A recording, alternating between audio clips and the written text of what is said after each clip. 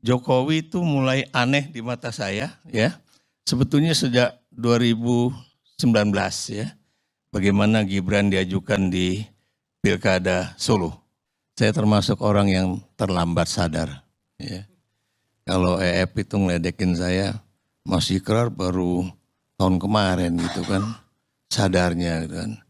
Saya bilang kayaknya lu bener deh. Gue salah gitu kan selama ini gitu kan. Tapi sebentar Prof. Apa? Kenapa Profesor, Anda kan Profesor nih. Iya. Kok dari 2019 baru sekarang sadarnya? Oh, begini. Anda kan Profesor. Oh, Harusnya iya. enggak. Iya, semua. Saya melihat justru setelah PDI dan Jokowi tidak mesra, Anda baru keluar dari situ. Oh, jadi nggak bisa begini. juga. Saya melihat. Saya juga mencatat itu.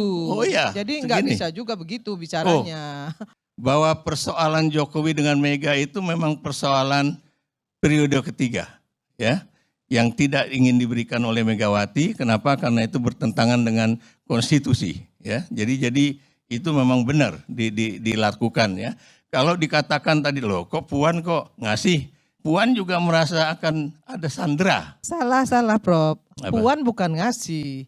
Puan mengatakan ke publik bahwa Pak Betul, Jokowi tidak pernah minta 3 periode.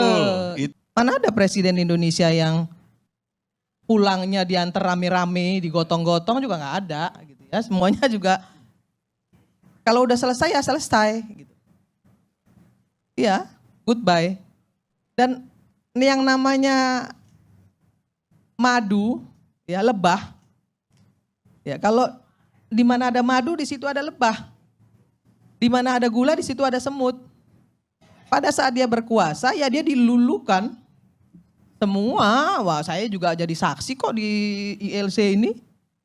Siapapun yang nyerang Jokowi dulu, mohon maaf, koalisi Jokowi Ma'ruf itu semuanya pasang badan, termasuk Dedi, termasuk saya harus akui itu.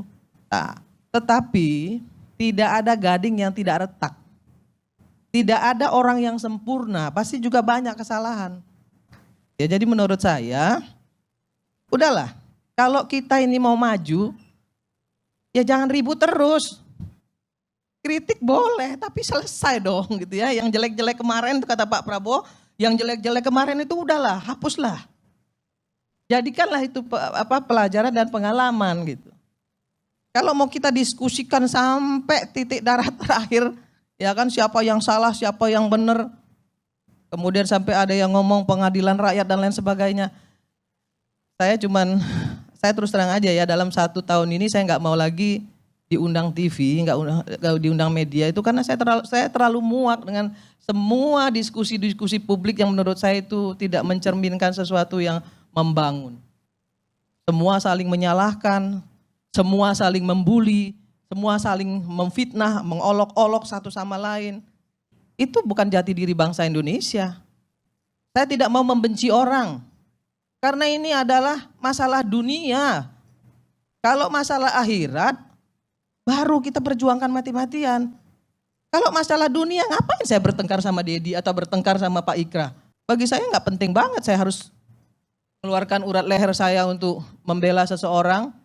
Ya kemudian tali silaturahim saya menjadi rusak karena itu. Jadi saya cuman ingin kita semua di sini hari ini berkaca pada diri kita sendiri. Apa sih yang udah kita lakukan untuk bangsa dan negara ini? Apa? Tanya pada diri kita sendiri. Kalau kita belum bisa membuat sesuatu untuk bangsa dan negara ini, saya kira juga nggak perlu juga ngata-ngatain orang. Pak Jokowi salah, saya bilang salah, banyak salahnya. Tapi apakah Pak Jokowi kemudian tidak punya kebaikan? Banyak juga kebaikannya. Hari ini kami menyampaikan kepada publik, menyampaikan kepada seluruh rakyat Indonesia, ya udah kita tinggalin. Kemudian kita bangun bangsa yang baru dengan satu ikatan persahabatan antar partai politik. Kritisi penting. Saya selalu menyampaikan begini. Pemerintah yang terlalu absolut, pasti dia diktator. Tapi oposisi yang tidak negarawan, yang tidak nasionalis, pasti juga destruktif. Karena semuanya nanti apapun yang dibuat oleh pemerintah karena mereka oposisi, pasti semuanya ditolak. Semua dikatakan tidak baik.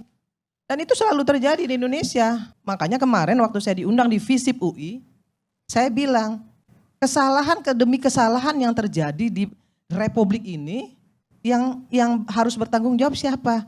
Partai politik. Karena partai politiknya pragmatis semua. Kalau partai politiknya nggak pragmatis, nggak mungkin bisa disandera. Jadi nggak usah juga kita mengatakan Mulyono itu salah, ya kan? Kemudian Samsul itu begana begini begono. Yang endorse Samsul juga partai politik kok. Siapa yang mau jawab? Yang mengendorse Samsul itu partai politik. Ya bapaknya senang-senang aja. Gitu. Ya kalau mau diperbaiki, ya perbaiki. Ayo perbaiki partai politiknya, jangan pragmatis. Sehingga nggak bisa disandera.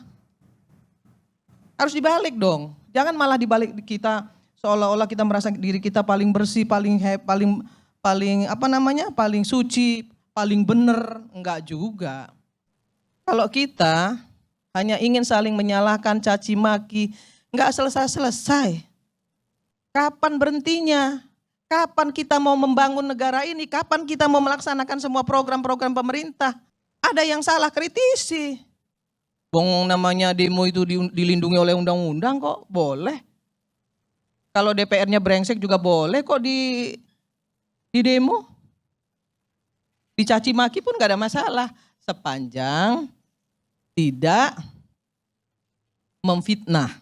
Kapan Indonesia ini akan jadi negara hebat kalau hal-hal kecil aja masih dipersoalkan? Kenapa kita nggak persoalkan hal-hal yang besar? Persatuan dan kesatuan bangsa kita, agar ke depan Indonesia ini akan menjadi negara besar. Kenapa hal-hal bau ketek lah yang diomongin? Aduh, saya sampai terus terang, saya ngelihatnya jadi apa ya? Jadi ini kok bangsa ini udah jadi bangsa barbar gitu yang nggak punya etika.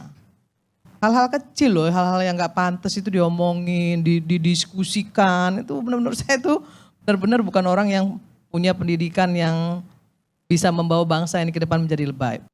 Saya juga minta nih sama forum rektor. Ini ada 2 RUU loh. Satu RUU perampasan aset, yang kedua RUU PPRT. Apa yang dilakukan forum rektor? Dorong dong DPR untuk mengesahkan itu, ya. Ayo sampaikan kepada anggota DPR, selesaikan itu RUU. Apa yang dilakukan DPR? Nggak ada juga. Saya anggota DPR loh. Tapi bagi saya nggak ada salahnya juga saya mengkritisi DPR.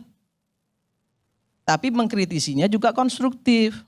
Bayangin ya, ini partai politik ini, yang penting bagi partai politik hari ini dapat kursi, bisa masuk parlemen.